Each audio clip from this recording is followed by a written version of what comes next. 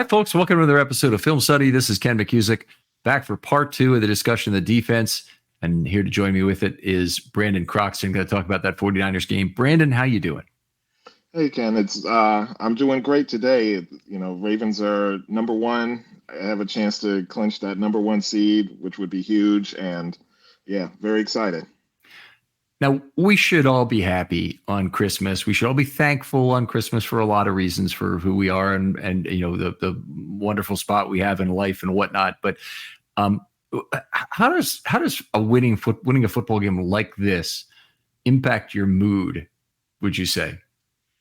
I'm always a lot more less. I'm definitely less moody and definitely a lot friendlier after a big win like this than the next day. I can be a little bit chippy, a little bit snappy if on a loss. So yeah, I think everybody everybody around me is definitely happy that the Ravens won. All right, definitely makes for a good week for me as well, and especially I got to say, I probably bring this up every time it happens, but I really hate night football. I mean, it's not that I hate a night game for the sake of the night game. I'm happy to go to a night game, happy to go to a game whenever it's played, but it's the analysis that has to happen after it, which is a real drag for me on night and messes up the schedule for that. And then I got to ask Maureen to, be up all night basically doing this with me. And it's miserable, and it's worse if they lose. And basically I'll put up with almost anything if they win. Yeah. Absolutely. Yeah. All right. Yeah. All right. Well, second part of the show, we'll get into some individual player discussion. We got some great mailbag questions to get to in this episode. So I want to do that. We'll Brandon and I will each have our 3-2-1 MVPs to talk through. But you're the guest. Take us off with the first player you'd like to talk about. Yeah. So love to start with the defensive line with Travis Jones. I thought he had probably one of his best games of his career. He was clogging up the middle. Even in the first half, San Francisco wasn't able to run that much on the inside. He made just an absolute huge hit on McCaffrey. I think in the second quarter, McCaffrey looked like he was getting a full head of steam, and he ran into Travis and Broderick Washington, and he just totally stopped in his tracks. It just. In all the times that the Ravens just kind of out physical the San Fran, that was one of those plays where it's like, yeah, the Ravens are, just a much more physical team today. And so he had that big hit. He hit Purdy's arm on the interception to Queen. Obviously made that pass inaccurate and threw it right into Queen's chest. And I thought, one of the most important plays when San Fran was trying to make that comeback in this, he stopped the run right before the 2-minute warning in the fourth quarter. Had San Francisco scored on that play before the 2-minute warning, the game would have been a lot more nerve-wracking, because the Ravens would have absolutely had to at least get one first down in order to run out the clock. And so him stopping that right before the 2-minute was a huge play. Yeah, it was a big play. I thought Michael Pierce was a big part of that play, by the way. I thought he jammed it up such that gave Travis Jones time to come over and make that play. But there's nothing like taking the ball carrier down either. Travis, the thing that I've really loved about his season is his exponential leap forward as a pass rusher. I thought he's a pretty good run defender in his first season. Did a lot of things we really expected him to do well as a kind of a backup nose tackle. I really hoped that we'd see more of him as a 3-tech this year, and we haven't. We've only seen a little bit of him, just a little bit as a 3-tech. If Madubuike were to leave the Ravens, I think he might take over that role next year. I think that would be a place where you try and get Pierce back, or maybe you try and draft another nose tackle, but you set up Travis Jones as a 3-tech, and it looks to me like he might give you enough to help lessen the pain from losing a player like Madubuike. He's not going to be Madubuike right away, but he looks to me like a guy who can thoroughly steamroll most guards one-on-one, penetrate versus them as needed, put them on roller skates as needed, wreak havoc in the middle as he has this year. Yeah, I agree. I think I think we're starting to see a little bit, but I think he's got a lot more to offer, and I want to see him just continue those snaps to go up and up, at towards the end of the season and going into next year. Yeah, absolutely. Yeah. Yeah, they've really. It seems like if you look back for 15 games, he's averaged 25 snaps a game. He's played 375, I think it is, on the year. It's within a small fraction of that. It might be exactly that. But the other thing, if you look at just his number of snaps by game, it doesn't differ very much. It's pretty much the same number of snaps every game. So they've got him kind of on a strict pitch count. The one usage difference I was noting was that he's playing a lot more with Matabike now, whereas it had been Pierce versus Matabike. So when we hold up our score sheet that looks like this, that has the players by down that's there, I can look at it directly and I can see, well, Pierce and Matabike are in for the exact same snaps here pretty much. And they were stunt partners and doing a lot of things like that. And now it's Jones and Matabike are playing together a lot more. Yeah, it's interesting, and it hasn't affected the production at all with either player. I mean, Matabike, well, he ended the sack streak, but he continued that sack streak for the past few games. And Travis Jones, you just want to see him get more snaps, and I think he's earned them, and he keeps earning more and more playing time. Yeah. All right, so. Travis Jones, great choice to go number one. Who do I want to talk about? I want to talk about, let's talk about Brent Urban, because I thought he had absolutely a fantastic game.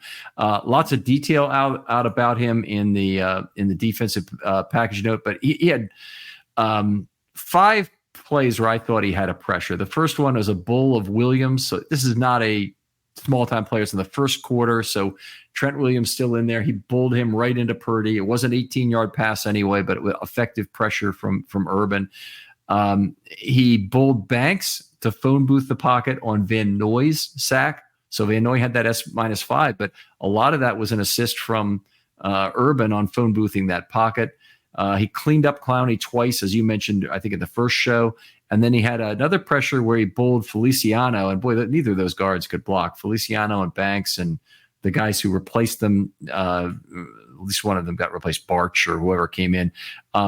They were all getting bulled all over the place. And he bulled him once. So he had, by my count, 5 pressures in the game. But even one more play stood out. Do you remember the really heavily trafficked screen pass on the left side where it looked like the 49ers had bodies out front? Mm-hmm. Urban was over there and had diagnosed the screen. And somehow, amazingly, Purdy snaked the ball through to McCafferty to allow him to get a gain of 6 or something. It wasn't a huge gain, but Urban put himself in a position to make the play on that ball. Didn't quite, as it wasn't quite long enough to get it done, but it was very good positioning. Yeah, he really had a fine game. We also talked about in the first show him being kind of the outside contain on the uncovered nickel play, and he really he holds the edge pretty well as well. For a bigger guy, and he's just a solid glue guy. He's not a star player, but he's a very good team player. He doesn't make a ton of plays, but he's always in the right position. And it was good to see him actually, finish plays with those 2 sacks. And, he almost made a great play and on that screen pass. And Purdy just made it that much more of a better play there. Yeah. I thought the best game of Urban's career. Now, I have not been there for all of them, but I've seen all the ones where he played as a Raven. He's 3 years out of the Ravens uniform, and he did have one kind of big game I was looking at where he had about 5 pressure events in a PFF game. So it's possible that one he might say it was better. I think this was probably the best game of his entire career. And he said some other games where he's done some good things against the runs or falling on a fumble here or there or whatever. But I think this was the game in terms of him putting together a great pressure game and really good circumstances against a top opponent. I think he's going to remember this game. I think this is the game he'll show to his grandkids if they want to know who crazy Grandpa Brent did for a living or whatever. But it'd be fun. Anyway. Yep. Next play, I want to go talk a little bit about Malik Harrison. like he doesn't make a ton of big plays or splashy plays, but he plays very sound defense, and he holds the edge. He holds the edge well, but he's very physical. Like he was just hitting everybody hard. A tight end tried to block him. Like you could literally hear the pads pop when he slammed into the tight end. And same with Juszczyk. Juszczyk tried to block him, and he was physical with him. Like the Ravens out physicaled San Fran. I said that before, and he was just another guy that was out there. He was, I almost call him, he's kind of almost a goon for ice hockey. He's not making a play, but he's just out there just trying to fight somebody, and he was just hitting people all over the field. So he played a little bit in the first half, mostly in the base package. Played the first snap of the second half when they were in base. And then played only 2 more plays when they were right down at the goal line. But the one play mentioned is not getting fooled on that naked boot. Ended up being a really big play. That was the 1st and 2 play or whatever. I think it's 1st and 2. And he followed that naked boot, forced the ball to be thrown away. Then they gained a yard, which took the clock down to 2 minutes on the play you mentioned where Jones made the tackle. And then they got the sack and kept him out of the end zone, ended up keeping out of the end zone in that drive, not just winning it there. But Harrison, a big contribution there, obviously. He's exactly the kind of player the Ravens love to have. And he might get a series of 2-year deals because he's that important and be like an Anthony Levine type leader of the special teams, or he might just be a series of 1 year, a rolling 1-year contract guy that the Ravens always want him back because of a combination he can give them in terms of some value to the defense and a lot of value on special teams as a leader there. But I think Malik Harrison has a place in the NFL. It's probably going to be a role like that. I don't think he suddenly jumps in to be a starting inside linebacker after changing his body type. And I don't think he goes to be a starting outside linebacker anyway, because I don't think he's the type of player that teams want as anything but a low-paid specialist for that. So I think he's in the perfect situation here in Baltimore. And I hope he's a guy that the Ravens will keep around. Yeah, absolutely. He can be a solid run defender for, the next couple of years. So you definitely want to see him around. Yeah.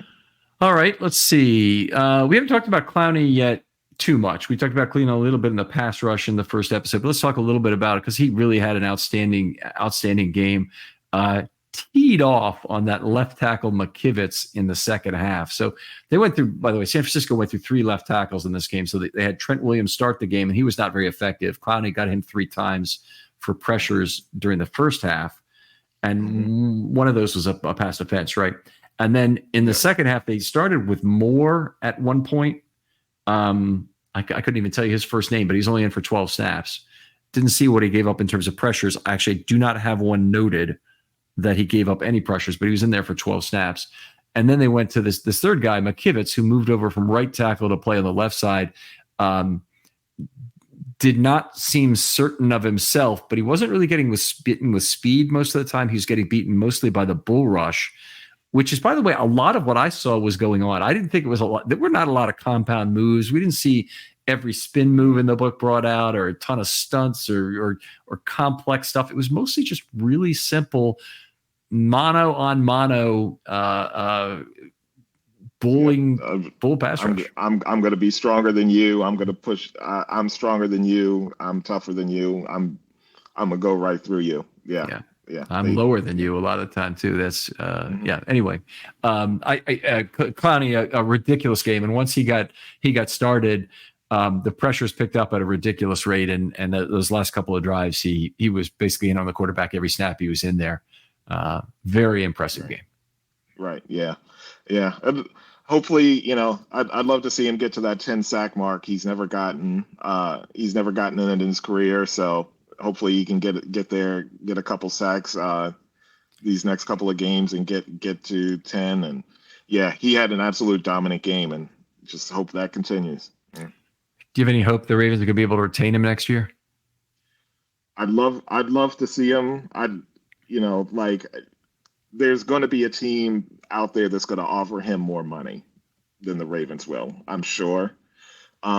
the success that he's had, and it seems like, he's really enjoying his time here, that maybe, sacrificing $1 million or $2 million to stay here would, could that might entice him to kind of maybe preserve his career, stretch his career to be longer than it might be otherwise. But yeah, there's no doubt to me there's going to be another team that's going to offer him more money. There was an interesting comment he made on this after the game, and he's talking about how much he was enjoying it here, and that he had time to rest during the game. Was one of the things he actually mentioned. Playing less snaps and hopefully being in there on passing downs was what I took from that. He didn't actually say that, but he clearly really is enjoying his time here, and I think that's a good thing. Yeah. Well, yep. Let's see. Next, talk a little bit about Patrick Queen, who I think had a really nice rebound game. He's struggled a lot with missed tackles the last probably 4 or 5 weeks, I'd say, being out of position. And at least for me going into this game, it was a worry that they would attack him with McCaffrey or even Kittle and juice check, get him isolated and into space and break a tackle and him and get large plays out of that. But Queen was all over the place. He was fast. I correct me if I'm wrong, but I don't remember seeing him make maybe one missed tackle. But I mean, and he was physical. He made a couple of hits and obviously had the big interception as well. So a couple of missed tackles I had him for, but one of them was on a sack. So it wasn't perfect. And honestly, I think every Ravens defender came out of this game with a wart or two in terms of how they played. I might give Clowney a pass on that because he was just so dominant otherwise. But, Roquan had a game where some things didn't go completely right for him. He made some good plays too, but some things did not go completely right for Roquan Smith in this game, including some missed tackles. Hamilton had a missed tackle or two. Hamilton missed a tackle and then got up and made the tackle. We need to talk about Hamilton at some point here, but we'll definitely get to that. Yeah, but nobody came out wartless in this game. But Queen, the interception was a high focus play. I thought that ball is spinning because it left his hand as kind of a flotation device. It's not spinning like it was tipped. That would be harder. But it was, it's not easy to judge the football, and it's like a batter in a baseball. You got to watch the ball all the way to your hands. Right. Yeah. And he did it, and he came up with that play. I'm not thoroughly excited about him not going down on the first time, but he didn't lose the football. He was trying to be careful with it. Being a second effort guy like that on defense in terms of returns often doesn't pay off. And usually it doesn't pay off for running backs, by the way. They fumble a lot in those exact situations. And if you saw Terry Metcalf play in the 1970s, you know exactly what I'm talking about. The biggest fumbler of all time in the NFL was the biggest second effort guy you'd ever see in terms of trying to scrap that extra yard. Anyway, good run back, but very happy with Queen's game here too. Yeah. How about we move on and talk about Kyle Hamilton? Because he certainly was an outstanding player. Fantastic line of scrimmage presence for the Ravens that he's continued to maintain. This was a game, by the way, he was blocked a couple times. I was really impressed with Ayuk's ability to block Hamilton in this game. A couple of the big plays, including I think it was the 39-yard run. It was the 58 to Kittle. And the run with McCaffrey, they were able to block. Yeah. Mm-hmm. So, a couple of plays where he certainly was blocked impactfully, but then also, the play that will be a highlight for his career, no matter how long he plays in the NFL and no matter how well, comes in, takes a chop block from McCaffrey, which immediately screwed the 49ers on the play. And they might not have known they were dead at that point, but that was going to be a 15-yard penalty at that point. He ended up that play on the ground, 65, that's not Feliciano, it's Banks, landed on top of him, literally landed on top of him. Yep. And he's got his face flat in the ground. Banks is on top of him. The flag comes in. Banks gets up to argue about the flag. Hamilton ran off back into the secondary. Humphrey tips the ball after an extended play, and Hamilton is there to grab it. Just incredible. Just, yeah. I mean, like I coach my son's flag football team, and I always teach, like, always be hustling, always run to the ball, because you never know what's going to happen. And this is just a perfect example of it. Like, to me, I think that was probably the defensive play of the year for the Ravens. I mean, yeah, to get chop blocked and to be on the ground and have a 300-pound lineman laying on top of you, and then you just get up and you keep moving, and all of a sudden the ball, it gets tipped and it goes right to you. I mean, that's everything you want. Everything you want out of a player is that hustle and that never giving up. And I mean, like, I can think back to a game earlier in the season where it was in the last 2 minutes of the game. The game was over, and the Browns had broken a long run, and Kyle just hustled to the other end of the field to make the tackle before the running back could score. And he just has that mentality. He doesn't give up on a play. He's always hustling. He's always running. And, you know, that's just such an important trait to have for a great defensive player. Yeah, you know, the payoff from that, you don't always see, but when it pays off, you're the biggest hero who ever was. I remember, I'll bring it back up a play I remember that's similar to this.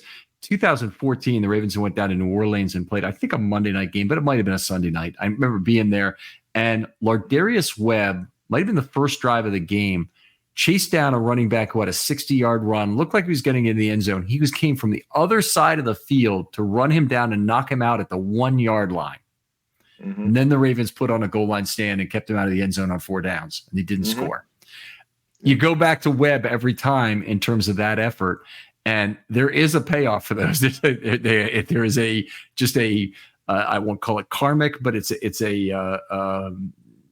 the effort is remembered and valued when you see it on film and when it pays off like that.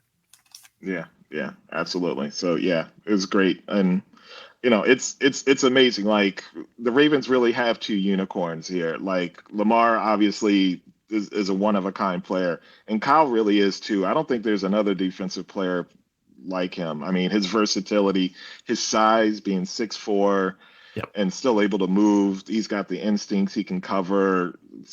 He's just such a unique defender in itself. Like, this, if this doesn't put him as an All-Pro, I don't know what will. Oh, I think he's probably going to get it, but if he's not All-Pro 1, I'll be really surprised. But the comment I've been making the last few weeks is I think he's the best horizontal defender in the entire NFL, and the only guy who's really close to him in this regard is Derwin James. And Derwin James not having, I don't think, his best season this year, but he's the same similar player that you put all over the field. He becomes your extra edge and a pass rusher. He can play the slot and do a lot of things for you. He uses his length extremely well to fend off blocks, which is something Hamilton, this game is the first one where I really saw Hamilton get blocked pretty effectively by the 49ers, but I thought in general he's been extremely good at fighting off blocks. And everything he gives you along the line of scrimmage is atypical for a slot corner and incredibly valuable. So it's, he's a devastating short zone player. And we saw that even on a hustle play like this, they got back into a position where he could maybe make a play on a football. And what do you know? The football came along and seemed to find him. Well, it's not luck. It's the residue of the design there. Yeah. Mm-hmm. Yeah. My old coach used to say, it's not luck. It might be luck, but you hustling every play creates that luck. So, yeah. Mm-hmm. All right. Let's see. We talked about Hamilton. It's your turn. Yeah. How about Marcus Williams? Had a couple of couple of tough plays covering Kittle. The long they were in man coverage when he got the 50-yard play, and another couple of plays where Kittle was really kind of hurting them over the middle. But the play at the end was great read, and him jumping the route to put an end to the comeback was a very nice ending and for him, and it was good to see him get that get that interception.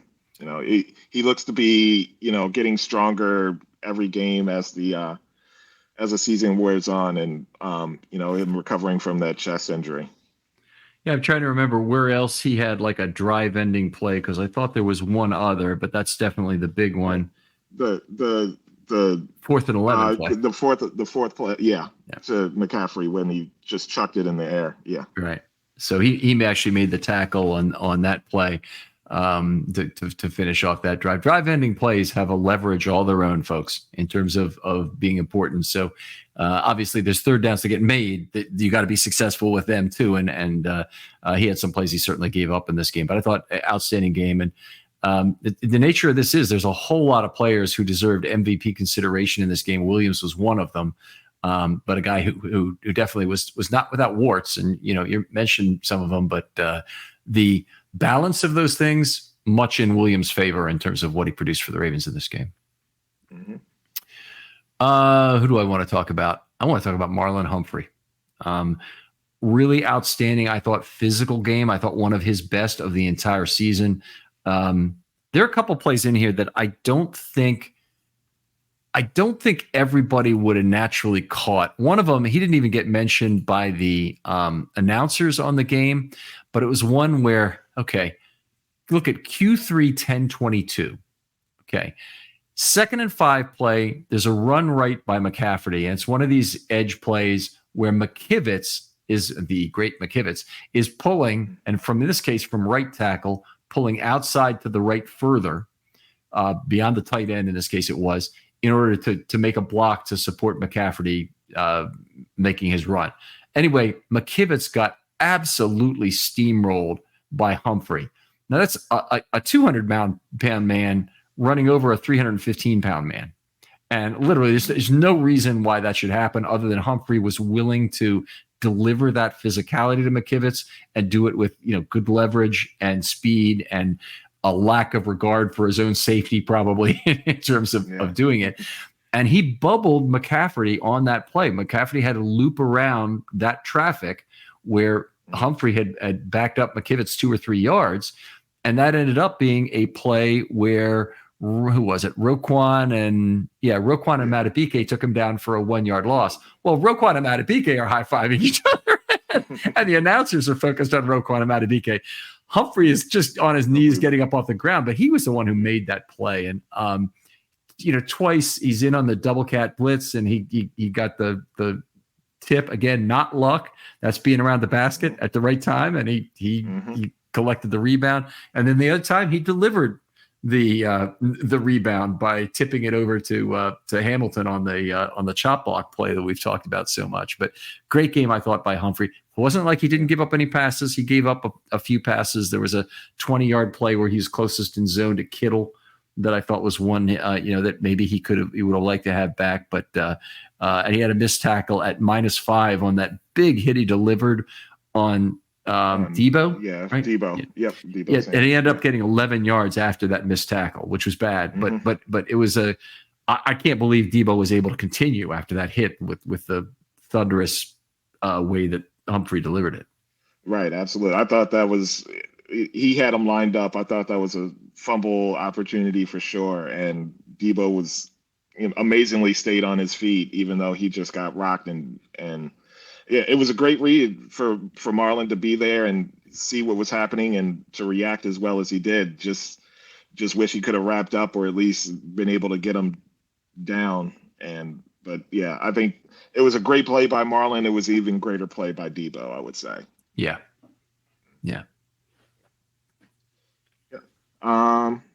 So next I wanted to talk about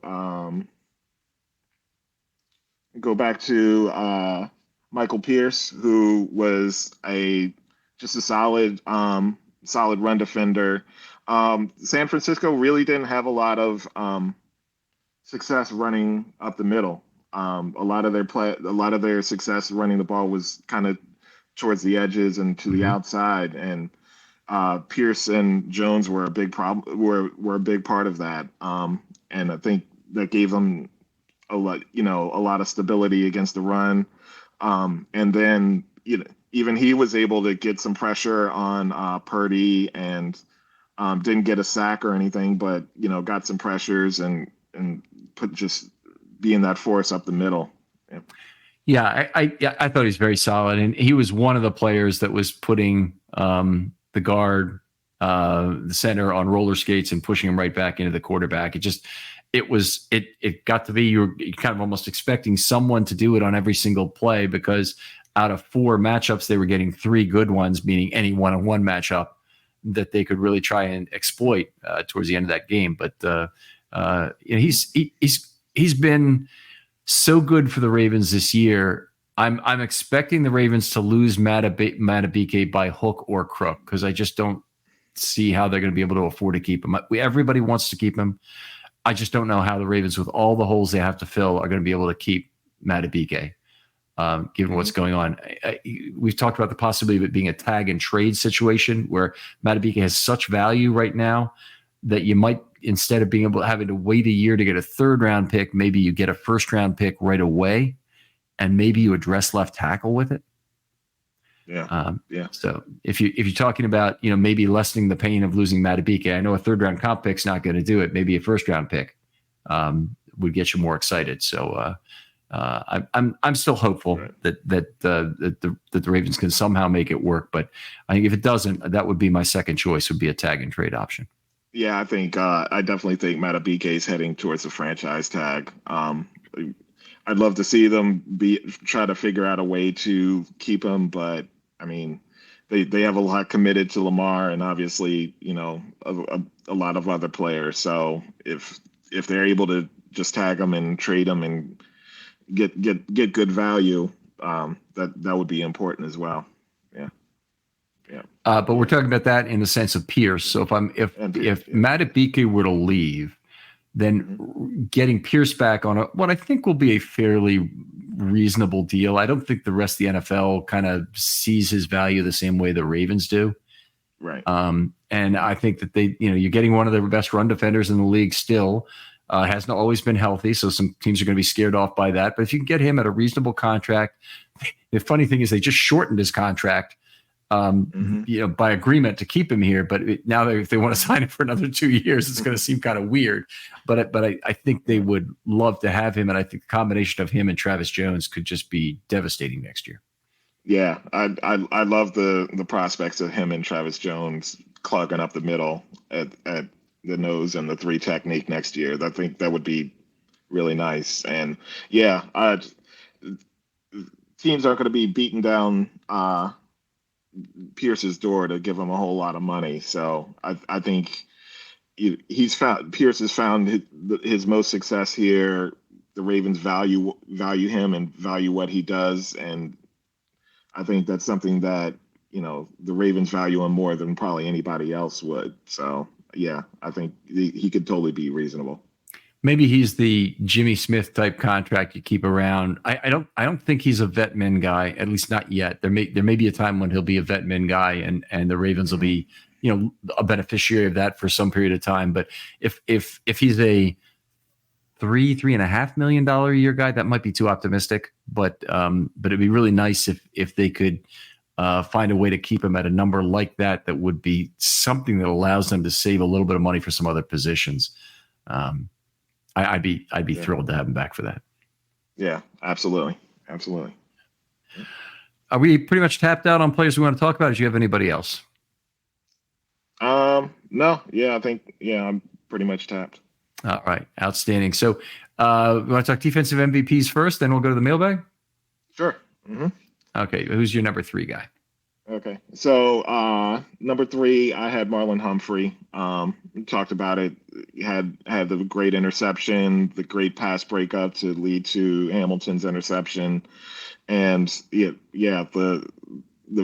force on the run plays, and you know, like I think we're kind of seeing, Marlon getting back to 100%, and he's really, making his presence known on this defense. Okay, I had an extraordinarily tough decision to make at number 3, and Marlon did end up being my guy. But the other guy I would, and we've talked, I think, enough about him that we understand like why it would be Humphrey. By the way, great that he's playing well at this time of year. He's one of the players that the Ravens could really get more value than he's shown so far this year in terms of a playoff run.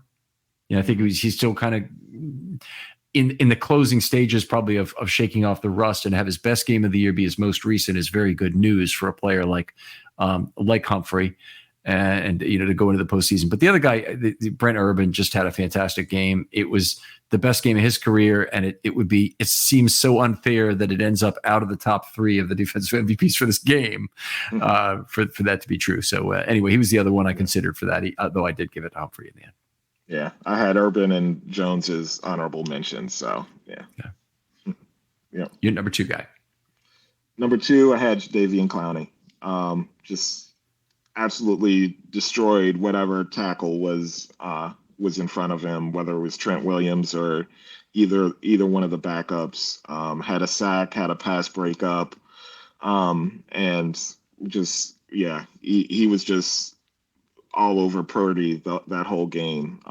Had the one sack, barely missed 2 others, and just a ton of pressure. He really dominated the game.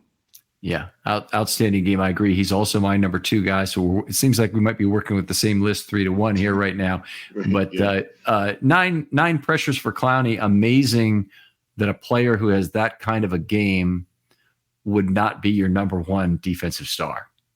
That's just it gives you an idea of the depth of quality that the Ravens had from this game, and everybody had a couple warts in this game. Clowney probably less than most, but just the pressure was outrageous, and it was there all through the 49ers attempted comeback, which sputtered to a halt basically in large part because of what he did. Yep, exactly. Yep. And number 1, Kyle Hamilton. That interception in the first quarter to halt that drive and put that drive to end. That was a big play. After they had gotten the 50-yard pass to Kittle, and then, like I said, I just thought that was the play of the year for the defense. Him just continuing hustle to. After drawing the penalty to get up and just be in position to make a play, and he made it. And yeah, I agree completely with the play of the year discussion, by the way. And I'm going to steal that, make sure that comes up more regularly. But I think that's a great point. It's in terms of, there are signature plays. There's so many signature plays in Ravens history we could point to, but that in terms of a hustle play, I can't easily think of one that's as good. If I did, I'll give you one. Do you remember Redding in the playoff game against the Steelers when the Steelers had, you know exactly what we're going to talk about. Tell the story. I love Corey Redding. He was my favorite defensive lineman when he was here. And Suggs had knocked the ball out of Roethlisberger's hand, and everybody on the field thought it was an incomplete pass, and the Steelers stopped. You stopped reacting to the ball, and the ball was just trickling about 4 or 5 yards, past the line of scrimmage. And Corey Redding was the only one that saw it, grabbed the ball, and just went on into the end zone and scored a touchdown. Nobody else was paying attention, it was a great play. First of all, immediately the officials' hands go up. Nobody's blowing the whistle. They know they haven't heard the whistle. They know they didn't blow it themselves. They can worry about that later. Hands go up immediately. The other thing is the shot that the TV gets of Redding running towards the goal line. The Pittsburgh linemen are aligning. They're huddling up. It's the strangest thing. It's just a great sight. If they had won that game, that would have made all the difference in terms of that. I was at that game. That game broke my heart. Yeah. Mm-hmm.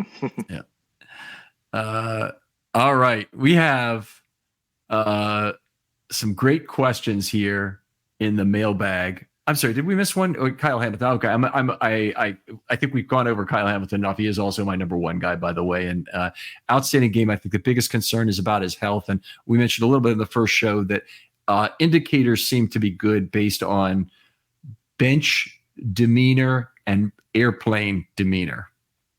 Mm-hmm. Yeah. Okay. Yeah. Mm-hmm. Go back to that first show. If you haven't downloaded that, haven't listened yet, make sure you download that and take a listen, because we get into that a little bit.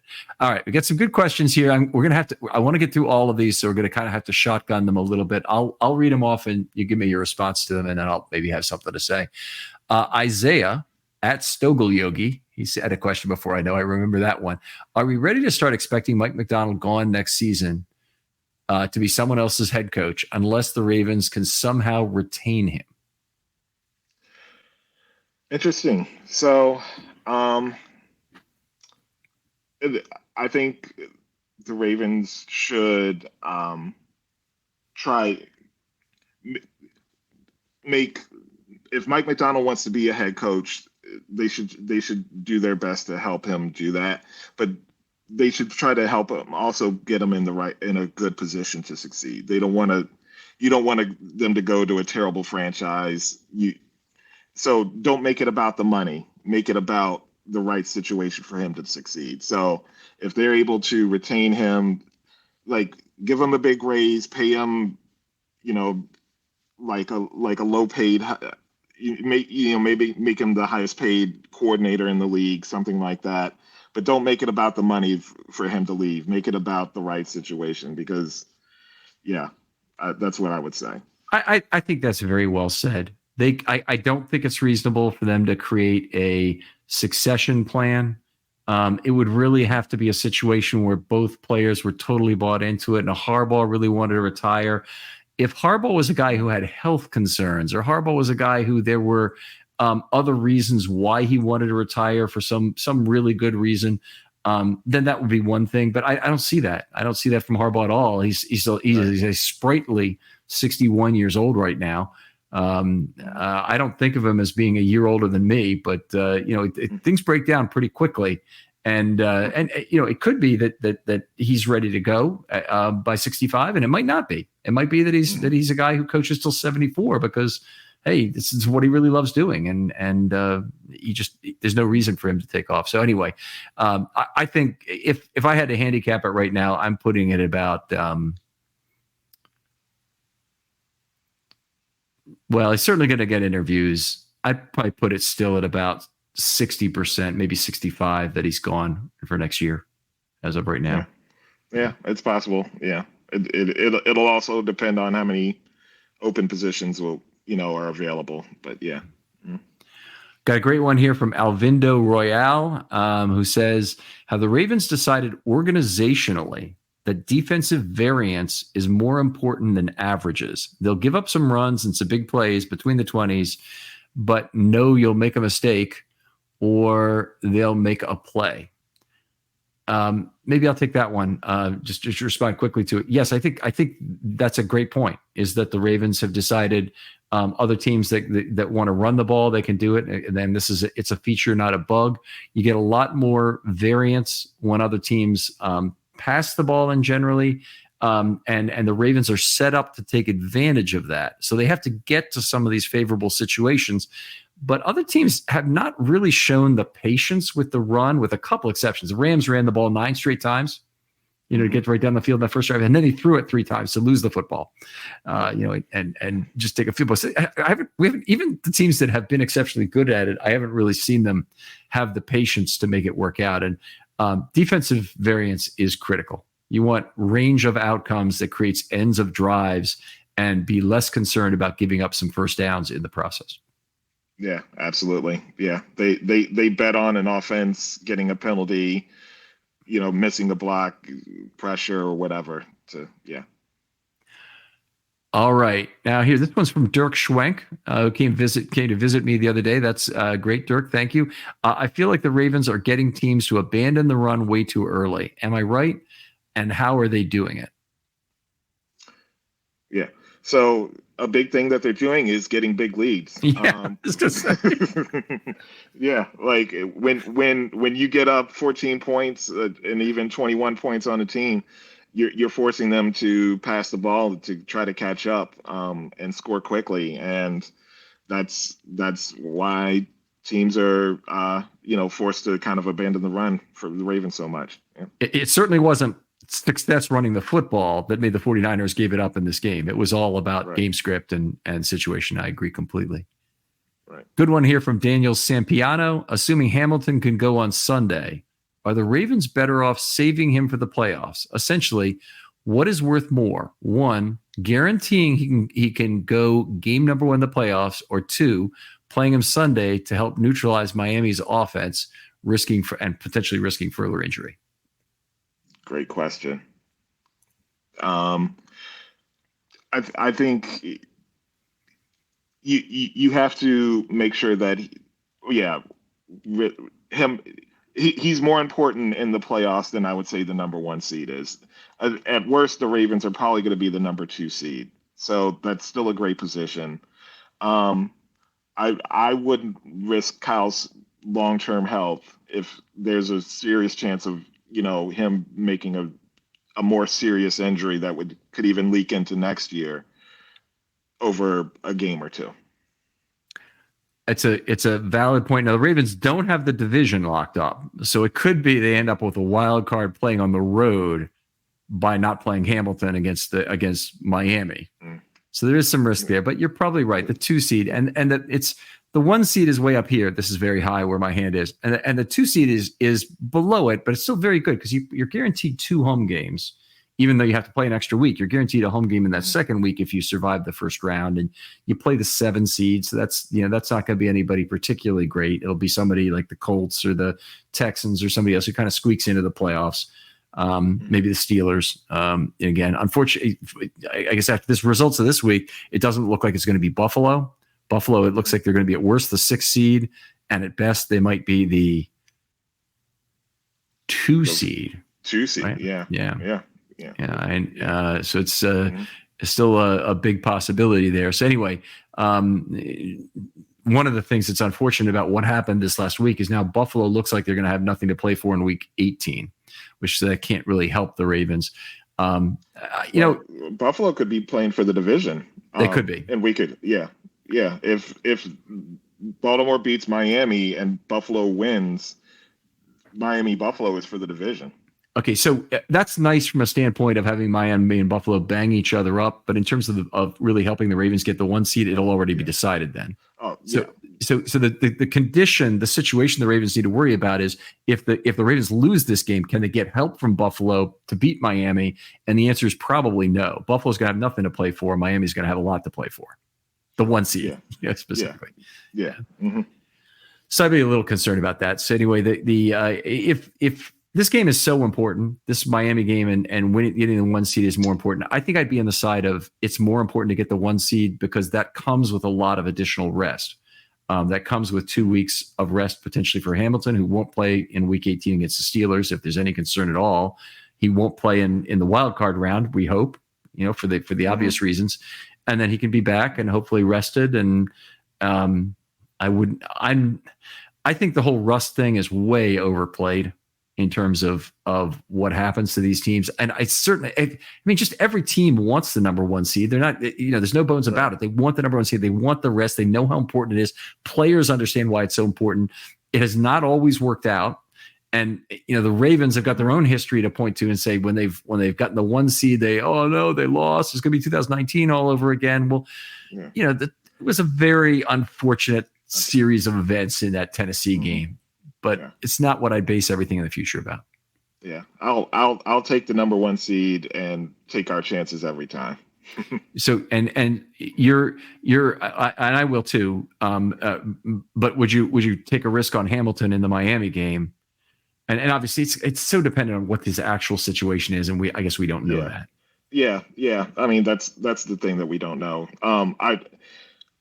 If he's able to go without substantial chance of a serious re-injury, I think they play him. But if he's not able to go, yeah, I think you don't really you don't send him out as you would probably possibly like on a playoff game or something like that. So.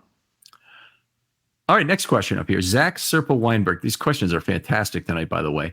Looks like the dime snaps included Queen rather than Roquan based on the snap counts I saw.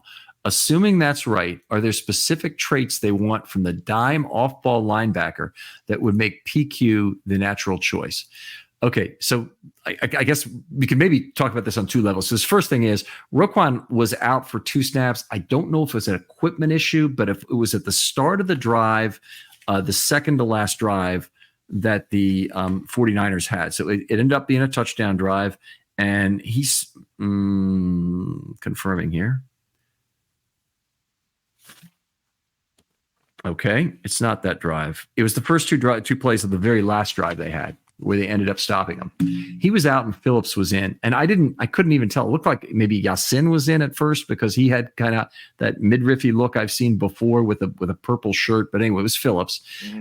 And it seemed like a strange play at the time. But then after 2 plays, Roquan was back in. So I wonder if it was something about his communications helmet that they had to put in a new earpiece or something.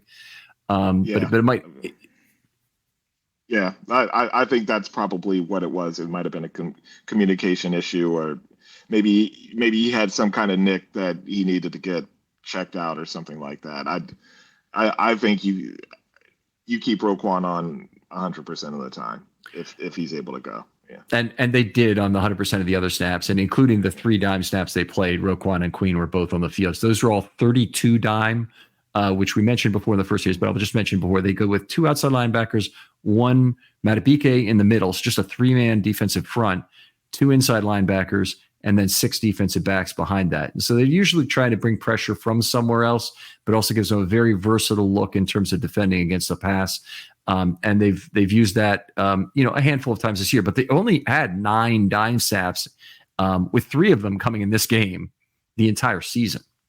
So this is not a team like 4 years ago that played the dime over 42% of the time. All right, let's move on to the next question here. Randy Morgan, do you think playing an offense similar to the 49ers next week is more of an advantage for the Ravens or the Dolphins? Do you think we have enough wrinkles to keep them off guard after putting a lot of film out on Monday night? That's a good question. The Dolphins and San Fran do have similar offenses, but there are also very distinct differences. Number one, like Miami is really, Tyreek and Jalen Waddle, who may or may not, even go on Sunday, but it's very similar. Miami absolutely made some adjustments based on what the Ravens did. And it's not necessarily an advantage or disadvantage for either side. But yeah, I think, there's still distinct differences in the way that they play. Yeah. Miami has a lot more speed than the 49ers do. 49ers have good offensive weapons. They a lot of jack of all trade qualities. I mentioned Ayuk as a blocker, but they've got lots of other guys. Kittle is a huge advantage as a blocker. They have a really solid 12 group they can put out there with a lot of mix and match there that'll work for them. And they have players like Debo who can line up all over the place. Jennings was another guy who I guess we didn't see in this game. He was out, but they're not a speed team in the same sense. Miami has speed all over the place with Mostert and Achane and I always want to pronounce his name. I'm going to I think I'm going with pronouncing it incorrectly until I hear it enough to say it right regularly, but Achane is what I want to call him. He, by the way, Achane had his first kind of not so great year. So if you're in the group that wants Keaton Mitchell to be the greatest running back under some certain circumstances of all time, Keaton Mitchell has now retaken the lead by Achane, who had 3.4 yards per carry in this last game. So That's great. It'll be a big deal for the Ravens to hold A-Chain down. But besides A-Chain, I mean, Mostert is a track star, even though he's over 30 years old now. He's got very limited tread wear on the tires, and they have obviously Waddle and Hill are two of the biggest threats you can have on the outside with lots of speed. So they're really quite different from the 49ers in terms of not necessarily concept wise, but in terms of trait wise, what they have. So I think I don't know how much they'll take this. Obviously, they're looking at the film. They're also looking at the previous games from the Ravens. Nobody's been able to quite figure it out yet against the Baltimore Ravens this year. And Miami has not figured it out against any good team this year. And I mean, on both sides of the ball, net. The exception is Dallas. And I think at this point, you'd really have a question as to whether, Dallas, particularly on the road, is the kind of team that you put an elite status on. Right. Yeah. And Miami's a very different team at home than they are on the road. And that offense usually cooks down in Miami and not so much on the road, especially against good teams. So it's gonna be a good game. I mean, Miami has to prove that they can beat a top team on the road, though. Yeah.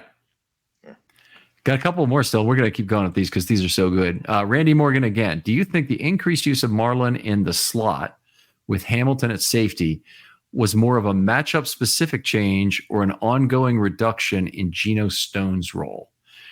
I'll take that one if you don't mind here. I'll say that the Marlon thing was a forced circumstance. They didn't go with Marlon in the slot effectively until Hamilton got hurt.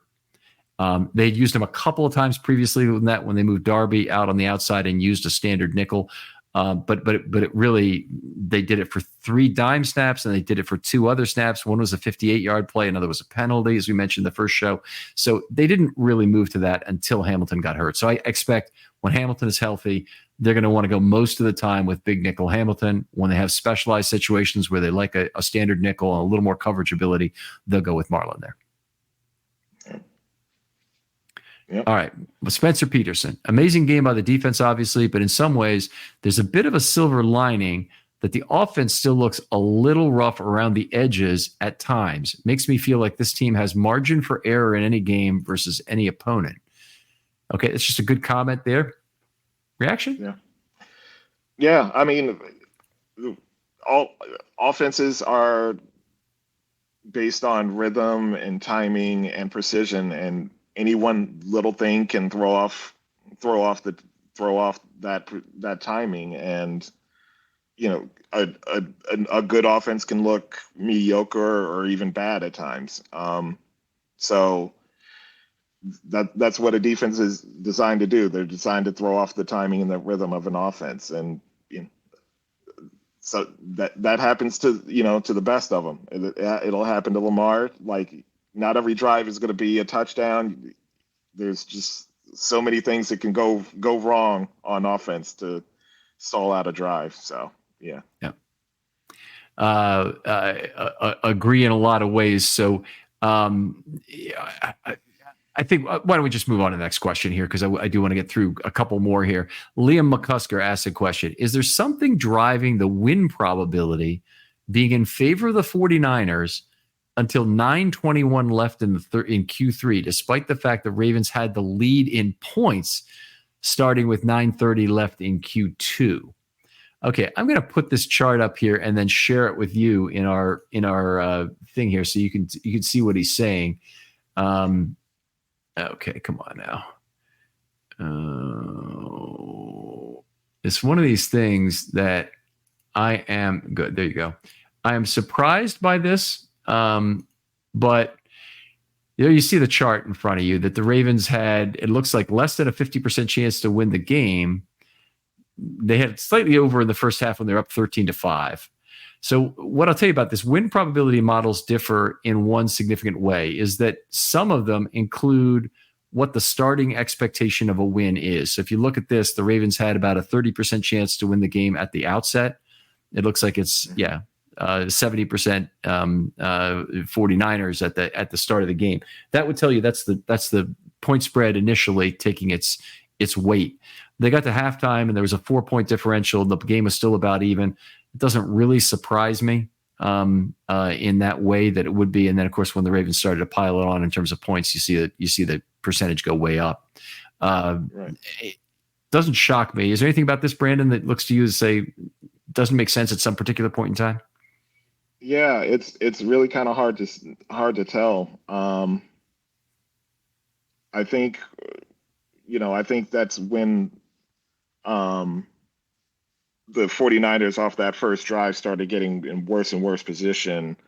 And that's, with the Ravens already having the lead, and the 49ers not able to move the ball in those first 2 drives. That's when, you could kind of see that's probably when the win probability started to shift. I mean, but even still, like 52%, it's still a toss up essentially. Yeah. Right. So I and that is something I'm not exactly picking up here, but it looks like at halftime, the chance for the Ravens to win was still under 50. And because it would be somewhere towards the center of this graph, the point is that one of the things that 49ers had going for them is they were getting the ball first in the second half.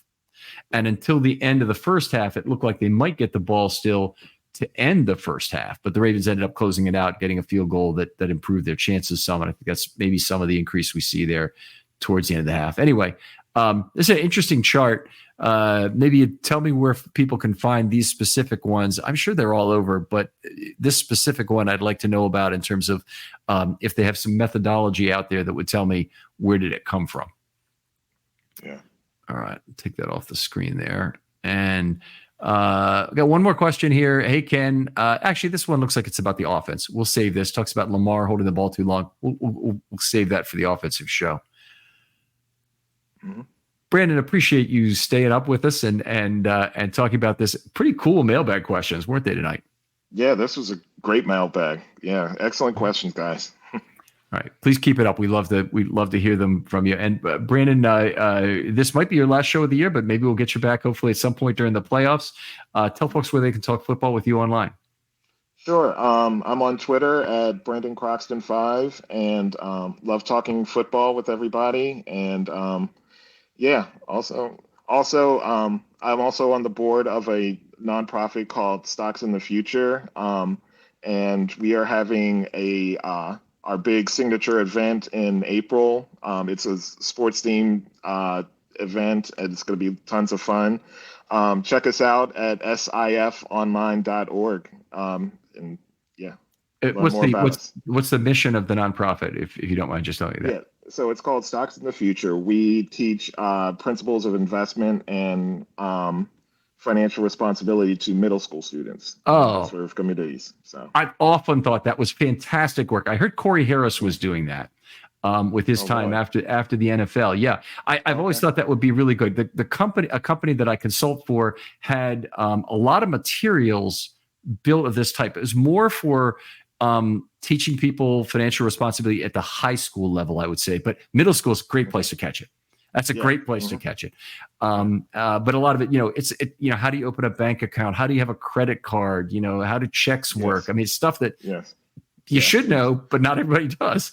Yeah. Teach all the basics. Yeah. What is a checking account? What is it? Yeah. What is a budget? Everything. And teach them with stocks and by the third year, by 8th grade, we're teaching them what makes a good stock. They're learning about P/E ratio, debt to equity, everything. So yeah, it's very, very, very intensive. What's the 9th grade program is getting them to invest in their Roth IRA and how important that is early on.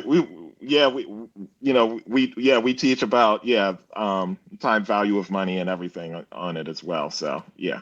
Very cool. That's definitely information that every person needs to have to just be able to function in society. I mean, you want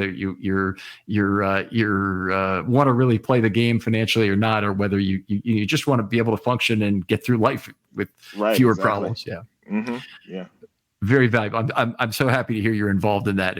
If you need me in any way to contribute to that, I would be happy to. Please talk to me about that offline. Absolutely. Yeah.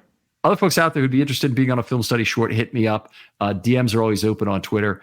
I want to talk to you, and please send me your idea for what make a good show, and I'll talk to you about it. We'll see if we can engineer that into something that'll work and is new and interesting. And I had a lot of fun meeting people in that. For big time fans of the show, we always recommend at this point, if you would, and you'd like to do something nice for the show, writing a 50-word 5-star review does a lot of good for traffic to the show.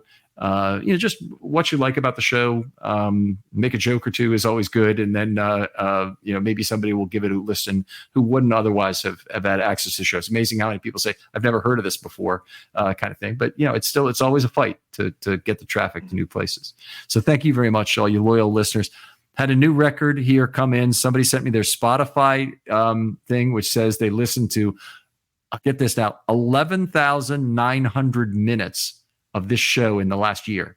That's 200 hours of the show.